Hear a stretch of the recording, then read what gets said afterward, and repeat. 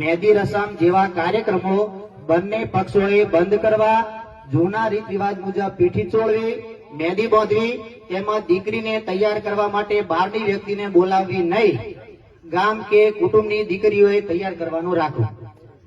લગ્ન પ્રસંગે બંને પક્ષોએ લાઈવ પ્રોગ્રામ કરવા નહીં, કોઈ પણ પ્રકારની એન્ટ્રી કરવી નહીં, એન્ટ્રી વગર સાદાઈથી સત્કાર સમારંભ કરવો, એના વિડીયો કે રીલ્સો બનાવવા નહીં.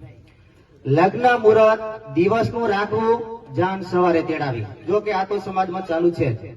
લગ્ન પ્રસંગે અન્ય કે સુપ્રસંગે દીકરા દીકરીઓએ સમાજને શોભે એવા કપડાં પહેરવા, તેમજ વરરાજાએ પણ શોભે એવો પહેરવેશ પહેરવો અને વરરાજાને ભાડાના પેન્ટ શૂટ કે શેરવાની લાવવા નહીં. એ જે નવેસરથી સીવડાવીને તૈયાર જ પહેરવાના રહેશે. જે આપણે ભાડાના લાવીએ છીએ એ સદંતર બંધ. લગ્ન પ્રસંગે જાનમાં વધુમાં વધુ 15 વાહનો તથા વધુમાં વધુ 100 માણસોથી વધારે લઈ જવા નહીં અને પોતાના સમાજના જ માણસો લઈ જવા તથા બંને પક્ષોએ જાનમાં ફટાકડા સદંતર બંધ કરવા.